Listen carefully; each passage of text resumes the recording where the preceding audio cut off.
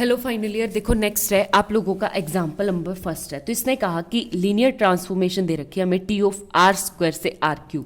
तो अगर मैं बात करूं तो dimension of T of you से भी होता है, तो डायमेंशन ऑफ यू क्या है मेरी 2, क्योंकि आर स्क्वायर की डायमेंशन क्या होती है 2rn की। ठीक है, तो मुझे प्रूव करना है कि लीनियर ट्रांसफॉर्मेशन मुझे ये दे रखी है, तो मुझे basis and dimension of range set की डायमेंशन और उनकी बेसिस निकालनी। ठीक है, तो सबसे पहले मैं फर्स्ट निकालती हूँ नलिटी की, नलिटी ऑफ टी। नलिटी का मतलब होता है वो एलिमेंट जिनकी इमेजेस क्या है 0।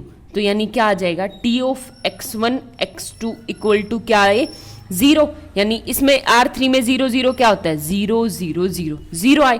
तो ये टी ऑफ x1 का क्या मतलब होता है, यानी x1 minus x2 x2 minus x1 comma minus x1 equal to 0 0 0। ठीक है, तो यहाँ पे आप वेक्टर निकालोगे तो कंपेयर करोगे तो x1 भी 0 आ जाएगा और x2 भी क्या आ जाएगा 0। तो यानी कि नलिटी में सिर्फ एक ही एलिमेंट है 0 0 0। हो गया क्लियर, कोई भी वेक्टर नहीं है, तो नलिटी की बेसिस ही नहीं है। नलिटी में है ही सिर्फ एक ये 0 0। तो dimension of nullity of T क्या आ जाएगी आपकी 0। ठीक है, आगे बात समझ में। एक तो ये, दूसरी बात इसने कहा कि मुझे निकालना है range set of T. Range set of T निकालने के लिए यहाँ पे क्या पुट करूंगी मैं, सबसे सिंपल तरीका किसकी बेसिस प्रूफ कर दो, पुट कर दो। बेसिस मतलब एक बात बताओ, x1 कोमा x2 को जनरेट करने वाले सिर्फ ये 2 डायमेंशन, यानी ax1 into 1 coma 0 plus x2 0 coma 1। ठीक है, ये आपकी मतलब बेसिक आइडेंटिकल बेसिस 0 0 1। तो ये आ जाएगा x1 1 कोमा 0। तो ये e1 और e2 किसकी है r2 की बेसिस। ठीक है, अब मैं पुट करूंगी इसमें t ऑफ 1 0। जब मैंने 1 0 पुट किया तो यहाँ पे क्या आएगा मेरे पास, देखो 1 माइनस z यानी 1 कोमा माइनस का 1 कोमा माइनस का 1। ठीक है, आगे बात समझ में। उसके बाद मैं टी ऑफ u2 निकालूंगी तो टी ऑफ 0 कोमा 1, तो वो क्या आ जाएगा मेरे पास माइनस का 1 कोमा 0। ठीक है, तो ये आ गया आपके पास। अब मुझे चेक करना है कि ये जो डायमेंशन है, पहली बात तो ये लीनियरली इंडिपेंडेंट है या नहीं है। ठीक है, आगे बात समझ में, Li है या नहीं है। अगर मैं इसको Li प्रूफ कर देती हूँ, क्योंकि आपकी जो है आर स्क्वायर की जो R2 की जो डायमेंशन हो 2 ही हो सकती है। ठीक है, क्यों, क्योंकि देखो डायमेंशन ऑफ नलिटी कितनी 0 और डायमेंशन ऑफ u अगर मैं यहाँ पे पुट कर दूं तो डायमेंशन ऑफ u कितना है 2 और डायमेंशन ऑफ नलिटी कितनी है 0। तो डायमेंशन ऑफ रेंज सेट क्या आ जाएगा, यानी 2 में से 0 गया 2, तो 2 ही आ सकते हैं। ठीक है, तो ये तो पता चल गया कि डायमेंशन इसकी 2 है। तो मुझे चेक करनी कि Li है या नहीं है।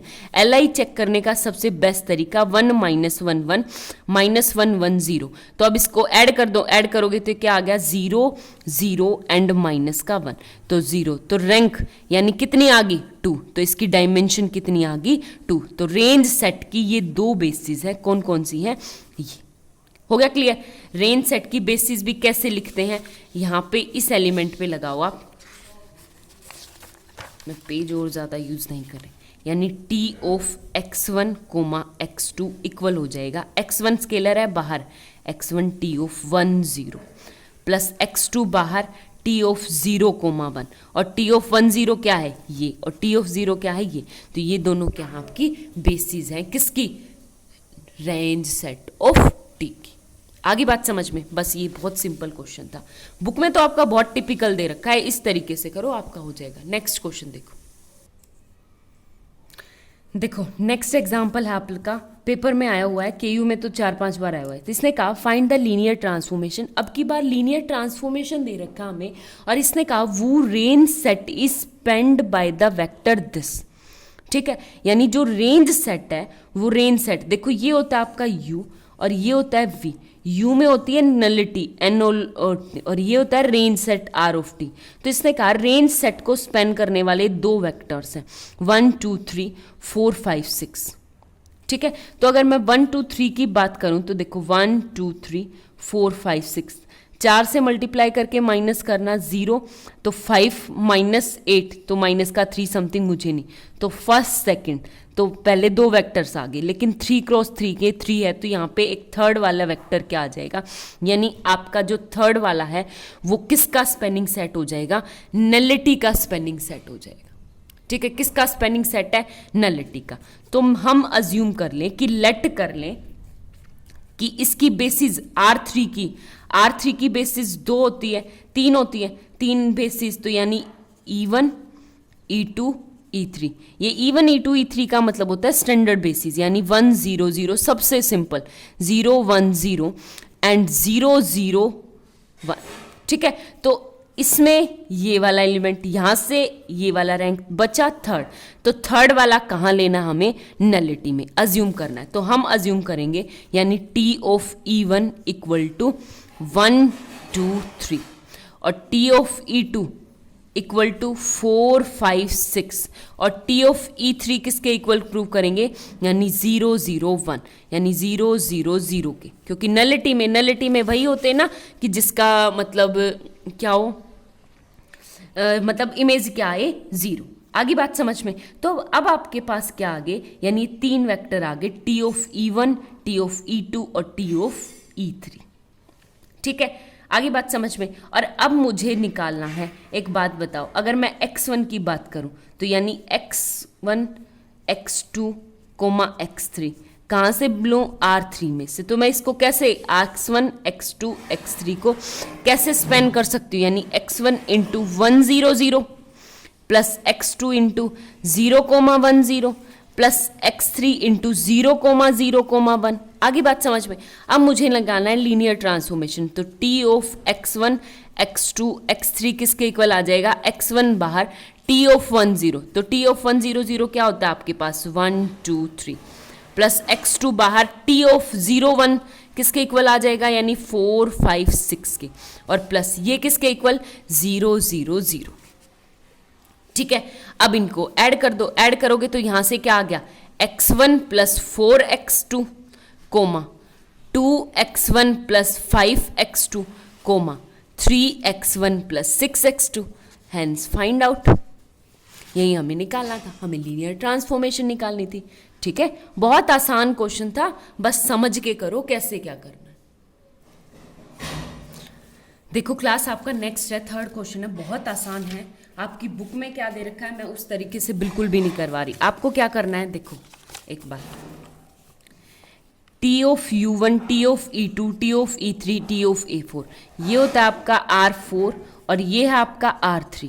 अगर ये R3 है तो इसकी डायमेंशन नलिटी इसमें बिलोंग कर रही है N ऑफ T में, और इसमें रेंज सेट यानी म्यू ऑफ T।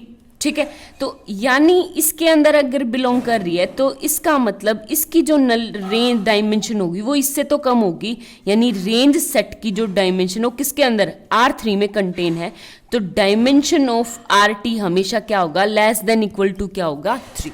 ठीक है, या तो 3 या 3 से कम। और रेंज सेट के वेक्टर्स कौन कौन से मेरे पास, 1 2 3 एंड 4, ये 4 वेक्टर्स हैं। तो मुझे इन चारों वेक्टर्स में से ऐसे वेक्टर चाहिए जो लीनियरली इंडिपेंडेंट हो। अब चेक करते हैं इन चारों में से जो लीनियर इंडिपेंडेंट होगा वही हमारी क्या बन जाएगी, बेसिस बन जाएगी। तो सबसे पहले मैं उठाती हूँ 1 0 0, फिर आप 1 0 1 उठा लो, फिर आप 1 1 1 और तीसरा आपका 1 -1 1।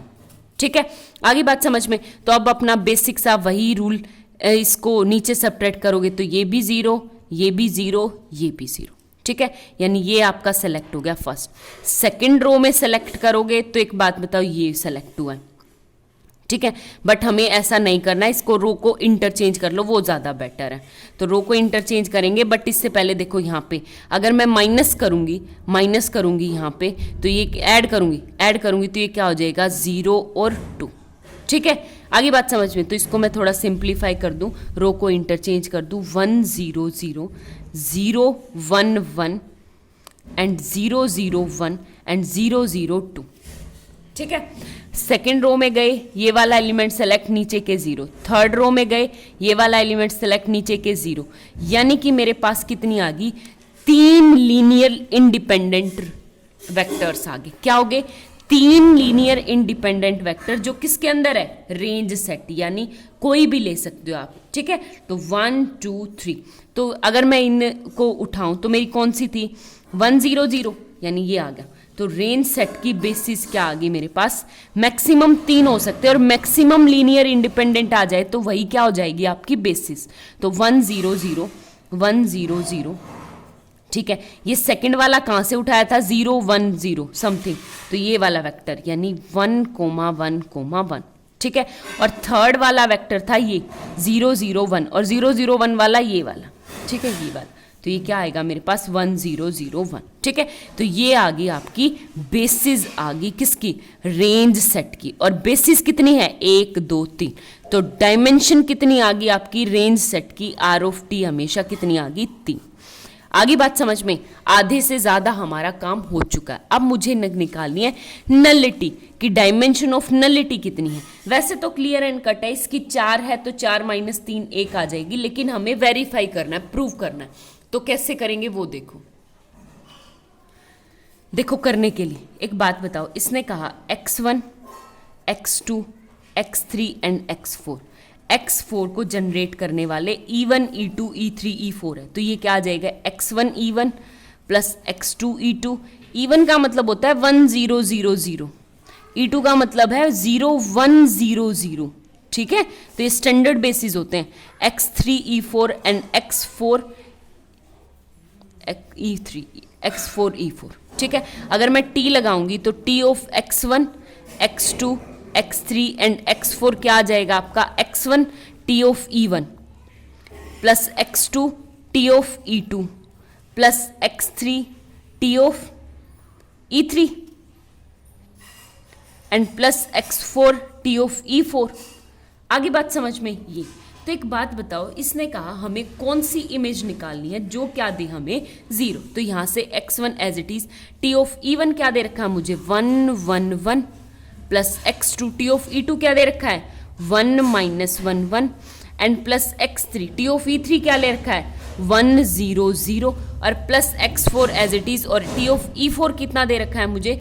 1 0 1, ठीक है। अब मैं इनको सिंप्लीफाई करूंगी तो देखो क्या आएगा मेरे पास। यहाँ पे सबसे पहले x1 plus x2 plus x3 plus x4, ठीक है। फिर कोमा x1 माइनस x2 और ये सारे 0, फिर कोमा, यानी उसमें थर्ड वाले पे क्या आ जाएगा मेरे पास? x1 plus x2 and plus x4, ठीक है। तो ये कितने वेक्टर्स आ गए? 1 2 3। हो गया क्लियर? अब मुझे निकालनी है नलिटी। नलिटी का मतलब होता है कि इसकी इमेज क्या आए? 0। तो यानी हमें ये x1 x2 x3 जो है वो मेरे बेसिस हो जाएंगे किसके? नलिटी। ये इक्वल टू किसके हैं? 0 के। अगर ये इक्वल टू 0 के इक्वल है तो यानी यहाँ से अगर हम इक्वल करेंगे तो ये क्या आ गया मेरे पास? x1 plus x2 plus x3 plus x4 equal to 0, x1 minus x2 equal to 0, x1 plus x2 plus x3 x4 equal to क्या आ गया? 0, ठीक है। अब आप यहाँ पे दिखाओ कैसे करेंगे वो देखो। एक बात बताओ, यहाँ से x1 x2 x4 यहाँ पे पुट करूंगी तो यहाँ से x3 की वैल्यू क्या आ जाएगी? ये इक्वेशन फर्स्ट सेकंड थर्ड, तो by using first and third तो मेरे पास क्या आ जाएगा? x3 इक्वल टू 0, ठीक है। x3 इक्वल टू 0 आ गया यहाँ से।